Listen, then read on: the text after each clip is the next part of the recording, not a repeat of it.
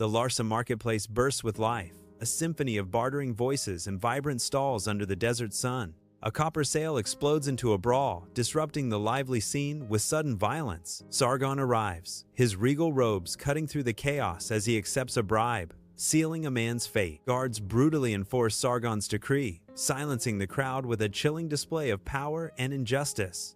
In Babylon's throne room, shadows play across King Hammurabi's face as he sits heavily, the weight of his kingdom pressing down. Messengers kneel, their voices echoing tales of corruption and injustice. Each report a fresh wound to Hammurabi's authority. His brow furrows deeper with each account. The ornate throne a stark contrast to the chaos within his realm. The air crackles with unspoken tension as Hammurabi absorbs the grim reality of his crumbling order. His gaze hardens, a storm gathering in his eyes as he confronts the decay festering within his kingdom's heart. If justice is arbitrary, what authority do I truly hold?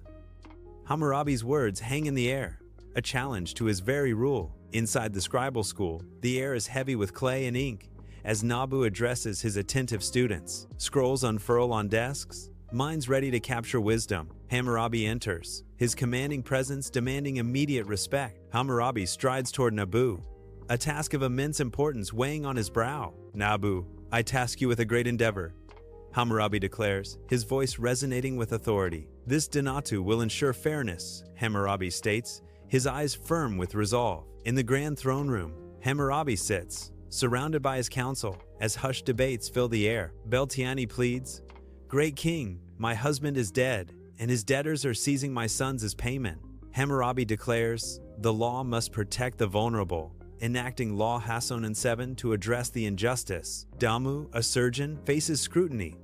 "What guarantee can you offer that your skills will not cause more harm?" Hammurabi decrees laws #215-3, regulating medicine with severe consequences.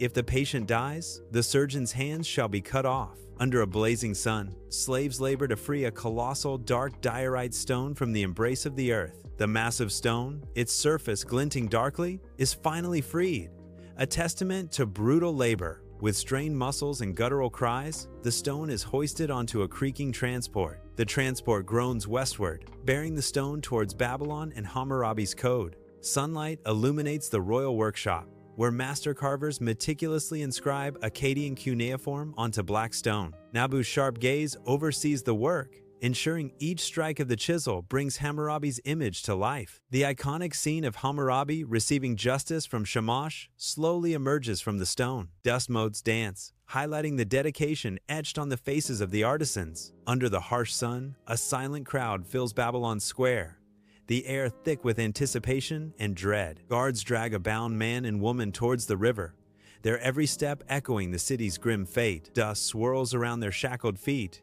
each grain a testament to the law's unyielding grip. Faces in the crowd reflect a mix of fear and resignation, a silent acknowledgement of the law's power. The river awaits, a cold, indifferent witness to the enforcement of Law Hassanetwanine. Under the scorching Babylonian sun, in Alutu, a landowner in opulent attire stands firm. Facing him, another elite, equally adorned, mirrors his defiance. The air crackles with unspoken threats, a silent duel of power. An eye for an eye, a principle that binds them, a rigid societal decree. Dust motes dance in the harsh light, each a symbol of their structured world. Tension hangs heavy, a breath held between two titans on the brink. Sunlight floods the throne room, illuminating the dust. The completed steel stands tall, its surface gleaming. Hammurabi, regal, advances, his presence commanding as he prepares to address the assembled court. He gestures towards the stele, a symbol of justice and law. "Let any oppressed person come forth and read these inscribed words," Hammurabi declares, his voice echoing. "This stele is accessible to all," he proclaims, "a testament to my commitment to fairness." Under the blazing sun, Beltiani approaches the temple of Marduk. The towering stele looms, covered in indecipherable cuneiform. Beltiani's brow furrows in concentration as she gazes at the ancient script, the weight of history pressing down on her. With a decisive gesture, she summons a young priest.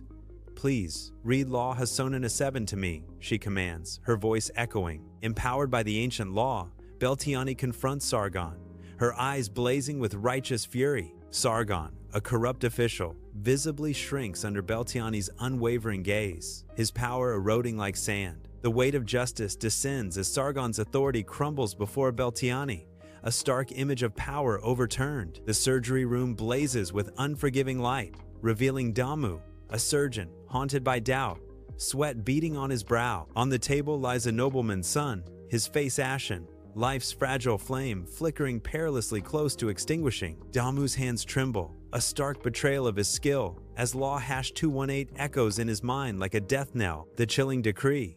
A surgeon's mistake demands a hand severed, a life for a life, a price for failure. Paralyzed by fear, Damu hesitates, his oath and the specter of justice warring within him, time slipping away. Babylon crumbles, its grandeur fading into the sands of time, a ghost of its former glory. Elamite invaders surge through the fallen city, their eyes gleaming with avarice and conquest. The invaders tear down the stele, blind to its sacred power, seeing only plunder. A once revered stele is desecrated, its history and power now meaningless to its captors. The stele is carted away to Susa, a trophy of conquest, a symbol of Babylon's demise. Centuries later, a stele lies buried among crumbling ruins, a silent testament to time's passage. Dust veils the stone, yet the idea of codified law, born here, endures. Ancient Hittite tablets emerge, etched with legal decrees, whispers of forgotten justice. Hebrew scrolls unfurl, revealing laws and commandments, echoes of a legacy taking flight. At the archaeological dig in Susa, 1901,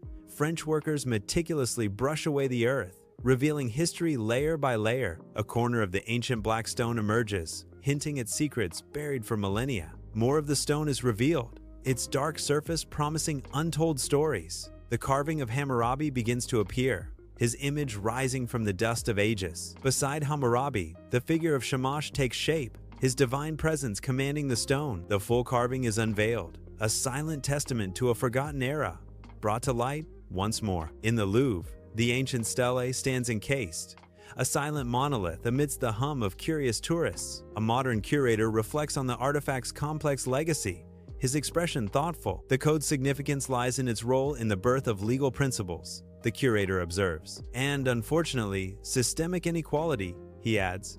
The weight of history hanging heavy in the air, the camera lingers on cuneiform wedges, each groove a testament to an ancient quest for order. Hammurabi's voice echoes, prologue voiceover about the importance of justice and law. The Louvre dissolves into modern courtrooms, a visual bridge across millennia. Legislative assemblies flicker, embodiments of Hammurabi's code's enduring legacy. Shamash bestows tools, divine endorsement of Hammurabi's quest. Text appears.